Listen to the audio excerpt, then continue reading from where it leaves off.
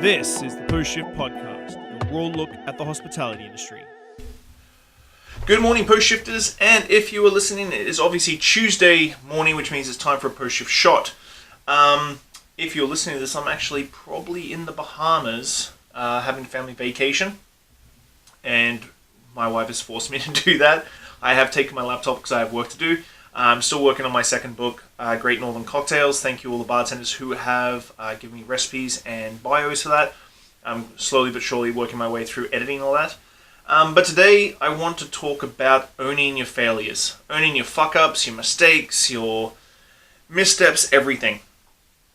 And I think it's something that we talked about last week with the art of resilience and bouncing back. And I think one step to having resilience is owning your failures. And it's taken me a really long time to deal with this.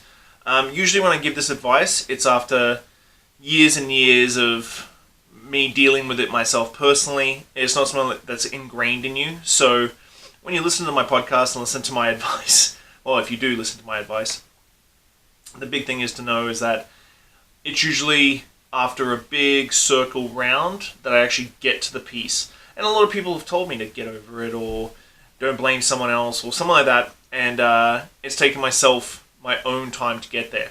But I'm hoping that this little nugget that you're listening to maybe help you. And I think owning your fuck-ups or owning your mistakes is a big step to realizing that you're in control of everything and how you can move on. And my big thing is that I can easily say, well, me getting booted out of Little Jumbo was my business partner's fault. But really it was mine. There was red flags that I didn't really put into my soul and think, okay, well, this is a really bad move. And there was red flags from the very get-go that I should have walked away and gone, you know what? I shouldn't be doing this because it just put me in a position where I didn't have the chips. Then on the flip side, at the end of it all, the way I behaved wasn't conducive to actually coming out on top. And I don't think I would have come out on top. I don't think that the end game would have been me staying at Little Jumbo. But my big thing is that it's all on me. And owning this and really understanding and getting it down below and not blame anybody else and blame yourself for your mistakes is liberating as hell. And I think if you do that, and trust me, after Clive's, I took Clive's from doing Saturday night $140 in total sales for the whole entire place to being one of the top 4 best hotel bars in the world. So I've seen huge success. I've seen equally huge for failure as well. And FTW I wouldn't class as a failure, but when the liquor inspector walked in 2 weeks before we were supposed to open and say that the hotel screwed up our license, we all should have taken a breath and said, you know what, we should just step back and wait for the license to be put into place. And a lot of the problems would have happened.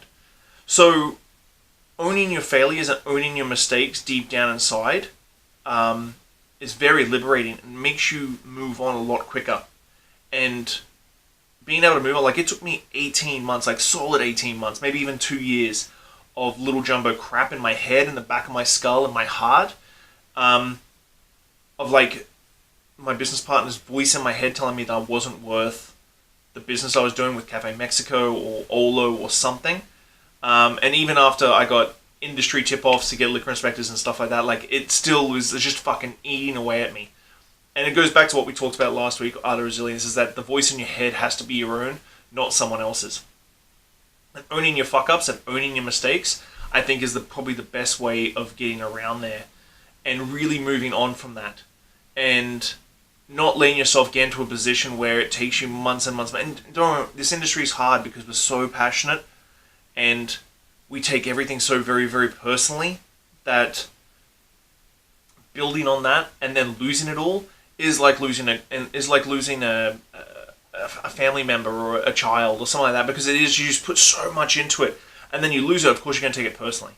And I think it's never easy to get around it, but if you stop for 2 seconds and look back and look at those forks in the road where you could have said, no, I shouldn't have done this, or look at the forks in the road when you said, I should have done this, I shouldn't have done that, and seeing the position that you got put into, if you see that and say, well, this really is on me, nothing's out of your hands.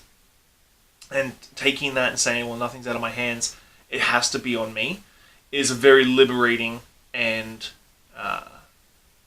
makes you feel good. I don't think it makes you feel good in the way that like spending time with your family members or driving fast or watching a good movie or laughing is the same. But I think at the end of the day, you need to take ownership on your mistakes, and when you do that, it really makes you get on with what you want to do in life, and really makes you move forward in a productive, positive way. So that's my 2 cents. I'm on vacation. Well, hopefully I'm on vacation. I'm probably sitting by the pool with my laptop in my lap. But I hope you're having a good week. I hope you're enjoying the podcast. I really, really want to say thank you very much for everything you guys have done for me. I am completely and utterly grateful, blown away, speechless for everything that I've got, and the people that are listening and all that sort of stuff. I just thank you so much. But I'll see you this week. Lisbon Bar Show is coming up. I've got a lot of really good interviews coming up for that. So keep an eye out. Thank you very much again, and we'll chat to you soon. Bye. Thanks, Post Shifters. I hope you enjoyed that episode. If you're listening, whatever platform you're on, give me a good rating, subscribe, listen along. I'm going to keep going. I really enjoy sitting down with people and learning where they're from, what they did, and how they got to where they were. So if you love it, give me a good 5 stars. If you don't, give me 1 and I'll try harder.